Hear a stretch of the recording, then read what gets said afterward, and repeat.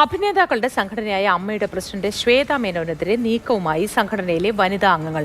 ശ്വേതയുടെ നേതൃത്വത്തിലുള്ള ഭരണസമിതി തുടരണമോ വേണ്ടയോ എന്നതിൽ വനിതാ അംഗങ്ങൾ ഉൾപ്പെടുന്ന വാട്സ്ആപ്പ് ഗ്രൂപ്പിൽ വോട്ടെടുപ്പ് നടന്നു. വോട്ടെടുപ്പിൽ പങ്കെടുത്ത എല്ലാവരും തുടരേണ്ടതില്ല എന്ന് അഭിപ്രായപ്പെട്ടു.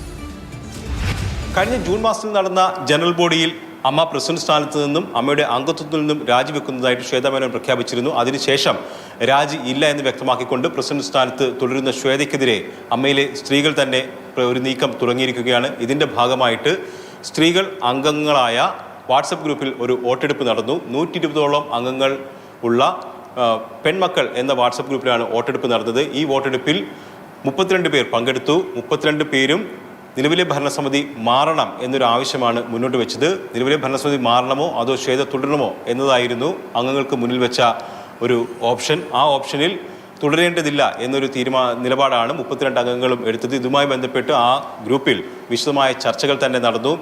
വീണ്ടും ശ്വേത പ്രസിഡന്റ് സ്ഥാനത്തേക്ക് തിരിച്ചു വന്ന പശ്ചാത്തലത്തിലാണ് ഇത്തരത്തിലൊരു ചർച്ച ആ ഗ്രൂപ്പിൽ നടന്നത്. ഐ എം നോബഡി എന്നുള്ളൊരു തോട്ട് എല്ലാവർക്കും ഉണ്ട്. തുറന്നു പറയുന്നവരുടെ മാത്രം അഭിപ്രായം ആകരുത് മുന്നോട്ട് വരുന്നത്. സത്യസന്ധമായിട്ട് ഈ ഗ്രൂപ്പിലുള്ളവരെങ്കിലും ഒരു പോളിംഗ് പോലെ നിങ്ങളുടെ അഭിപ്രായങ്ങൾ തുറന്നു പറഞ്ഞാൽ അതിനകത്ത് ഒരു നാണക്കേടും വിചാരിക്കേണ്ടതില്ല. എന്താണെന്ന് എല്ലാവരും അഭിപ്രായം പറഞ്ഞാൽ നമ്മൾ എന്താണ് സ്റ്റാൻഡ് എടുക്കേണ്ടതെന്ന് കുറിച്ച് ഞങ്ങൾക്കൊരു വ്യക്തത വരും. നേരത്തെ ശ്വേത മേനോനും ഈ ഗ്രൂപ്പിൻ്റെ ഭാഗമായിരുന്നു. പക്ഷേ അമ്മയിൽ നിന്ന് രാജി പ്രഖ്യാപിച്ചതിന് ശേഷം ഇതിൻ്റെ അഡ്മിന്മാർ ശ്വേതയെ പുറത്താക്കുകയായിരുന്നു. എന്തായാലും ശ്വേതയ്ക്കെതിരെ ഇപ്പോൾ നടത്തിയ നീക്കം അത് അടുത്ത ഘട്ടം എന്തായിരിക്കും എന്നുള്ളതാണ് ഉറ്റുനോക്കുന്നത്. കാരണം സ്ത്രീകളുടെ ഭാഗത്ത് നിന്ന് ഒരു വനിതയ്ക്കെതിരെ തന്നെ ഒരു നീക്കം ഉണ്ടായിരിക്കുകയാണ്. ഇനി ജനറൽ ബോഡി വിളിക്കാൻ ആവശ്യപ്പെടുമോ അല്ലെങ്കിൽ മറ്റേതെങ്കിലും തരത്തിലുള്ള നീക്കങ്ങൾ നടത്തുമോ എന്ന് കണ്ടറിയേണ്ടിയിരിക്കുന്നു. നിലവിൽ ഈ വിഷയം കോടതിയുടെ പരിഗണനയിൽ കൂടെയാണ്.